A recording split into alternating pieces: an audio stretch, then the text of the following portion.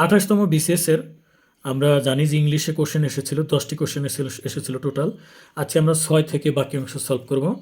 To man starting at the same point walk in opposite direction, যে এইখানে ধরেন দুইজন মানুষ এখান থেকে শুরু করলো, একজন গেল এইদিকে আর একজন অপোজিট ডিরেকশন এইদিকে আসলো।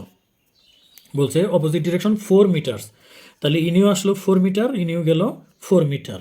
আচ্ছা, টার্ন লেফট, এখন এইবারটা এইদিকে যাইতেছে, যদি টার্ন লেফট, লেফট মানে কি এইদিকে যদি লেফট করে, লেফট 3 মিটার্স, তার মানে 3 মিটার্স লেফট করলো বোথ, অর্থাৎ opposite direction for 4 metres, turn left and walk another 3 metres. ইনিও কিন্তু বাম দিকে ঘুরবে, তাহলে উনার বাম দিক যদি এদিকে হয়, উনার বাম দিক কিন্তু এইদিকে হবে, ইনিও 3 মিটার।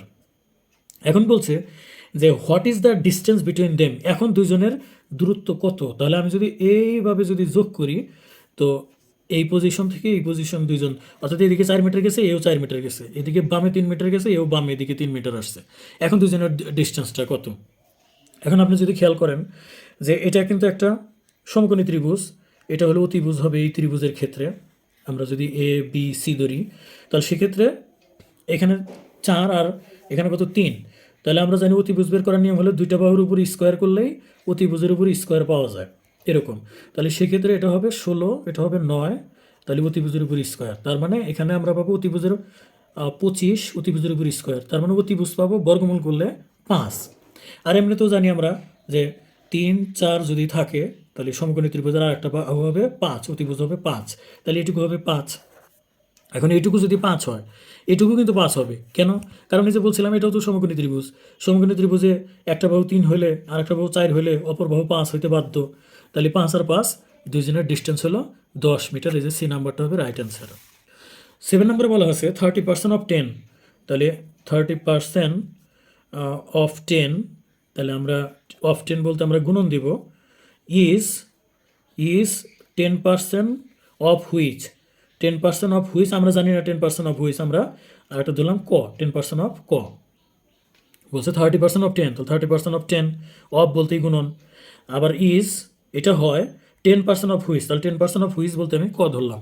এখন দেখেন পার্সেন্ট মানে কি, নিচে কিন্তু 100 আর এখানে 10 ছিল, সমান সমান, এখানে তাহলে 100 নিচে নিচে 100 গুণন ক, তাহলে আমরা এটা এটা কাটা দিতে পারি, এটা এটা কাটা দিতে পারি, এই পাশে থাকবে 3 আর এই পাশে এটা এটা কাটা দিলে ক বাই কত রইল 10, তাহলে ক এর মান কত পাবো, এই দুটো গুণ করলেই 30 আসবে কিন্তু, তাহলে এটা রাইট অ্যান্সার হবে যে এতে 30। 8 নম্বর কথা বলছে রহিম ইজ 12 ইয়ার্স ওল্ড, তাহলে রহিমের বয়স কত, রহিমের বয়স 12, he is 3 times older than Karim, ও এই বেটা আবার করিমের চাইতে 3 গুণ বড়, তাহলে করিম 3 গুণ ছোট, 3 গুণ ছোট মানে 3 দা যদি ভাগ করি, তাহলে এটা 3 দা ভাগ করলে হবে 4, তাহলে করিমের বয়স হলো 4, দুজনের বয়স আমি পেয়ে গেলাম। What will be the age of Rahim, এই রহিমের বয়স কত হবে, when he is 2 times older, অর্থাৎ যে 2 গুণ বড় হবে রহিম, একটা সময় দ্বিগুণ, এখন তো 3 গুণ, কিন্তু একটা সময় দ্বিগুণ বড় হবে, কিন্তু কততম বয়সে, রহিমের কত বয়সে দ্বিগুণ হবে আমরা জানি না, তাহলে রহিমের সাথে কিন্তু কিছু একটা বয়স যোগ হবে, এবং সেম বয়স করিমের সাথেও কিন্তু যোগ হবে, এবং আমরা জানি না কত বয়স পরে, আমরা সেটা এক্স ধরলাম যে এক্স বছর পরে এই ব্যাটা দ্বিগুণ হবে। এখন এক্স বছর পরে যে দ্বিগুণ হবে, এখন দেখেন তো দ্বিগুণ হওয়া মানে কি, এই ব্যাটা তো ছোট, তাই না, এর চাইতে এটা দ্বিগুণ হবে, তাহলে উল্টা আমি এটাকেই 2 দিয়ে কিন্তু গুণ করব, যেহেতু এটা ছোট, সমান সমান বানাতে গেলে ছোটটাকেই কিন্তু 2 দিয়ে গুণ করব। এখন এখানে দেখেন, এখান থেকে আমরা রহিমের বয়স অলরেডি 12 দেওয়া ছিল, তাহলে 12 প্লাস এক্স, আর এখানে 2 ইন্টু করিমের বয়স 4 দেওয়া ছিল, এর সাথে আরও এক্স যোগ হবে, সেম বয়স যোগ হবে, এরও বাড়বে অরও বাড়বে। এখান থেকে আমরা কি করতে পারি যে 12 প্লাস এক্স সমান সমান 8 প্লাস 2x, এরকমটা হইল। পরে 12 থেকে 8 বাদ দিলাম, আর এই পাশে 2x থেকে এক্স বাদ দিলাম, তাহলে আমরা এক্সের মান পাবো হলো 4, অর্থাৎ এক্স আরও 4 বছর পর এই ঘটনাটা ঘটবে, তাহলে আরও 4 বছর পর তাহলে রহিমের বয়স হবে তখন কত, এখন তো 12 আছে, আরও 4 বছর পর বয়স হবে 16, আবার করিমের বয়স এখন কত 4, তাহলে আরও 4 বছর পরে তখন করিমের বয়স হবে, অর্থাৎ করিমের বয়সের সাথে আরও 4 বছর যোগ করলে তখন হবে 8, তো অবশ্যই দেখেন এই যে 8 দুগুণ 16, অর্থাৎ দুইজনের 4 বছর পরে একজনের সাথে দ্বিগুণ হবে, আর তখন ওই মোমেন্টে রহিমের বয়স হবে কিন্তু 16, তাহলে আমাদের অ্যান্সার হবে এই যে বি নাম্বারটা 16। 9 নম্বরের ম্যাথে বলছে ডিভাইড 30/2। তো 30কে হাফ দিয়ে ভাগ করতে হবে। অ্যান্ড অ্যাড 10, এর সাথে আবার যোগ 10 করতে হবে। হোয়াট ডু ইউ গেট, তাহলে তুমি কত পাবে? আচ্ছা, তাহলে 30 ভাগটাকে আমরা গুণ দিলাম, তখন কিন্তু পাল্টে যাবে, এই মানের সাথে যোগ হবে 10। তাহলে এখন দেখেন এখানে 30 দুগুণা 60 যোগ আরও 10, তার মানে আমরা পাবো 70। এটার অ্যান্সার হবে যে ডি নাম্বারটা 70। If a man swims 4 metre up stream 1 mile per hour 1 metre per hour and back down stream to the same point at 4 কি বলবো মিটার পার আওয়ার। এখন আপনাকে বুঝতে হবে যে আপ স্ট্রিম দেখেন 4 মিটার গেছে, তখন আমাদের তার গতিবেগ ছিল ঘন্টায় ঘন্টায় 1 মিটার করে যাইতো। কারণ আপ স্ট্রিম মানে কি? আপ স্ট্রিম মানে হলো স্রোতের বিপরীতে, স্রোতের অনুকূলে না কিন্তু। তাহলে আমরা দেখতে পাচ্ছি যে এখানে আমরা এইভাবে লিখতে পারি যে 4 মিটার যায় 1 ঘন্টায়। এই যে 4 মিটার যায় না, 4 মিটার যায় 1 ঘন্টায় না, যেহেতু স্পিড বলা হচ্ছে 1 metre per hour. 1 metre per hour মানে আমার একটু ভুল হচ্ছিল। তাহলে 1 মিটার যায় 1 মিটার পার আওয়ার, তাহলে মানে 1 মিটার যায় 1 ঘন্টায়। এটাই বরং মানে শুদ্ধ হয়, 1 মিটার যায় 1 ঘন্টায়।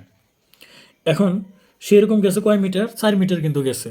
অতএব 4 মিটার যাইতে তার লাগবে 1 গুণন 4, টোটাল 4 ঘন্টা লাগবে কিন্তু। তো প্রতি ঘন্টায় যদি 1 মিটার করে যায়, তাহলে 4 মিটার যাইতে তার 4 ঘন্টাই কিন্তু লাগবে। এটা যেহেতু প্রতিকূল, এই জন্যে যে দেখা যায় যে সময়টা বেশি লাগলো, 4 ঘন্টা লাগলো। আবার এখানে বলা হয়েছে যে অ্যান্ড ব্যাক, আবার ফিরে আসছে, অর্থাৎ ধরেন এটা 4 মিটার, একবার গেছে একবার ফেরত আসছে। যাওয়ার সময় তার সময় লাগছে 4 ঘন্টা। আবার আসার সময় কতটুকু সময় লাগছে আমরা দেখি। আসার সময় বলছে 4 metre per hour. 4 metre per hour মানে কি? তার মানে 4 মিটার ফিরে আসে পার আওয়ার। পার আওয়ার মানে কি? 1 ঘন্টায়।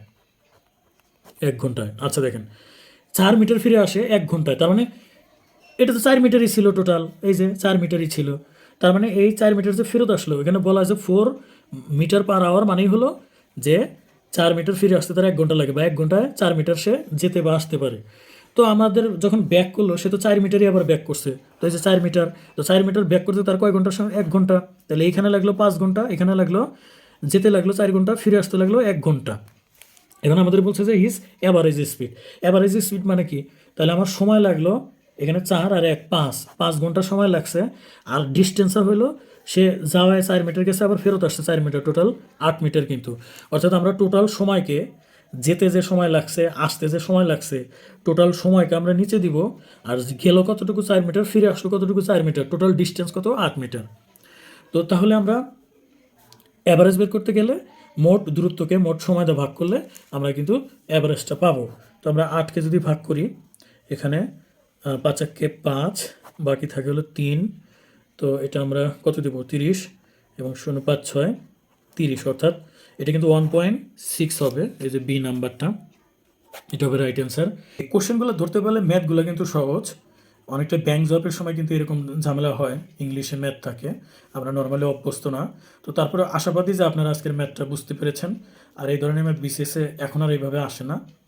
তো সবাইকে ধন্যবাদ। যদি কোথাও না বুঝে থাকেন বা কোনো একটা ঝামেলা হয়ে থাকে, তাহলে কমেন্টের মাধ্যমে জানাবেন। আসসালামু আলাইকুম।